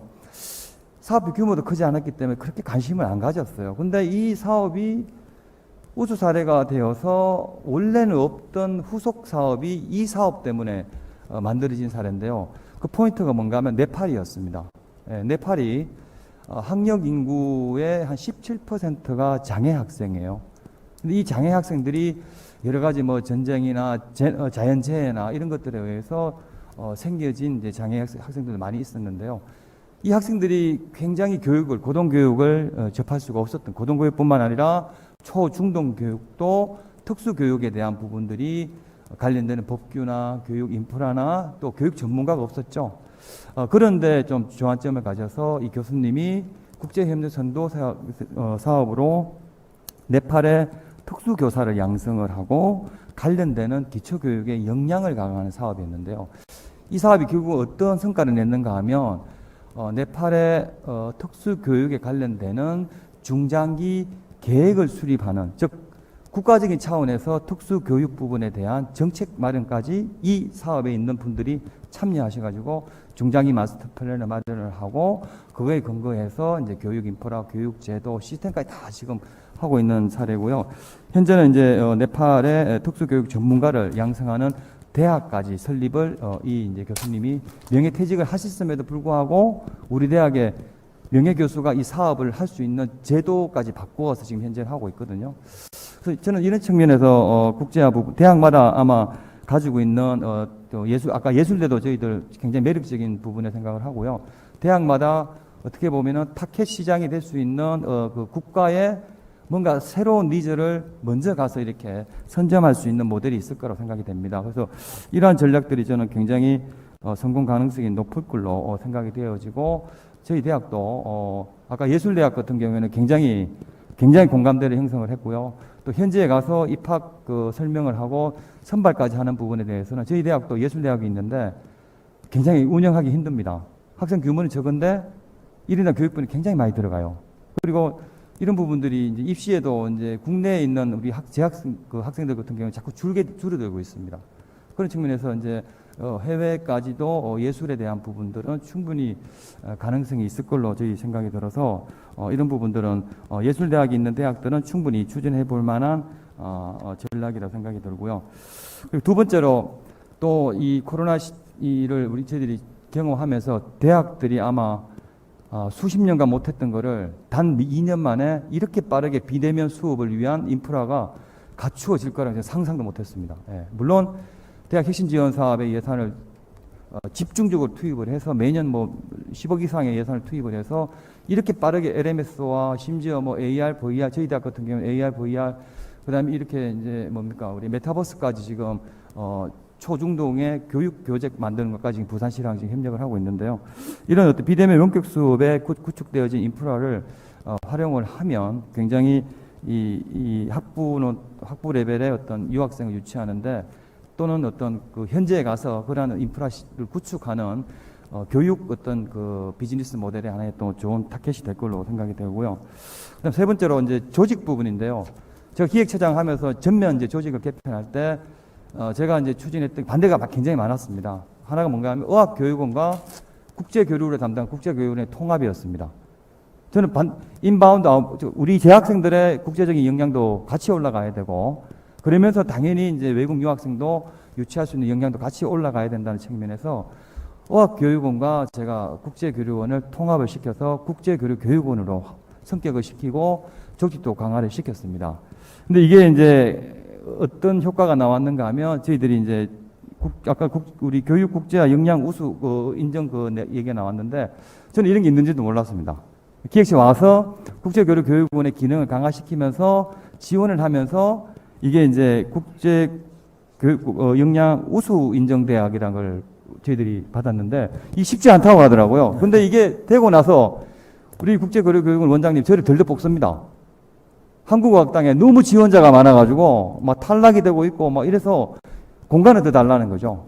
더 수요가 많다. 더 늘어나기 때문에 우수 인정 대학이 가지는 어떤 그 강점이 엄청나게 많은 것 같더라고요. 그래서 이제 그게 결국은 한국어학당에 들어와서 그 학생들이 양질의 교육을 받고 이게 입학, 예, 우리 학과로 입학하는 이제 유학생 자원으로 연계가 된다. 그런 확률이 높다고 하더라고요. 그래서 저희들이 결국은 질 관리 부분이 굉장히 중요하구나. 그리고 이걸 하기 위해서는 대학 차원에서 조직을 강력하게 지원해 줘야 되고 또 그걸 하기 위해서는 교육의 어떤 그 인프라도 굉장히 양질의 감동할 만한 그런 교육 인프라도 국제화를 위해서 같이 병행을 해야 되겠구나 이런 부분들 좀 느꼈고요. 마지막으로 제가 링커 사업단도 한 2년 정도 단장을 했는데 굉장히 많은 그 글로벌 산학 협력 네트워크가 구축이 되어 있습니다. 이런 부분들을 좀 잘 연결을 하면 우리 유학생들의 현지의 취창업이나 또는 돌아가서 현지에서 또 창업을 하거나 취업을 하더라도 그 친구들이 다시 오비가 되어서 다시 네트워크를 좋은 친구를 다시 한국에 추천하는 그런 어떤 선순환 체계가 될 수 있다라고 생각을 하고 있고요. 뭐 두서없이 좀 말씀을 드렸지만 이런 부분들을 좀 이렇게 벤치마킹을 하면 또 대학마다 차별화된 또 국제화 어떤 모델이 나올 수 있을 걸로 생각이 되어집니다. 예, 이상 간단히 좀 말씀을 마쳤습니다. 예, 처장님 감사합니다. 박경훈 처장님께서는 창원대학에서 지금 하고 있거나 진행했던 사업들을 국제화를 위한 몇 가지 전략과 실천 사례들을 설명하셨습니다. 혹시 이기정 교수님 여기 대해서 짧지만 코멘트 해주실 수 있나요? 네, 그 우수 인증 대학을 창원대학교가 받은 것에 대해서 아주 축하드립니다. 올해 첫 번째 시행 사업이었거든요. 장점이 뭐냐면은 지원자들의 지원 서류가 대폭 감소됩니다. 그럼 지원자 입장에서 복잡하고 뭐 여러 가지 이런 서류 내는 대학보다는 서류가 대폭 감소되는 대학을 당연히 선호할 것이고 현지에 있는 영사관에서도 우수 인증 대학에 대해서는 거의 100% 비자를 발급해 줍니다. 그런데 중요한 것은 우수 인증 대학 되는 것이 그렇게 어렵지가 않습니다. 우리가 갖고 있는 기본 기준에 한 1%씩 정도만 더 하면 되거든요. 이건 전적으로 정량 지표입니다.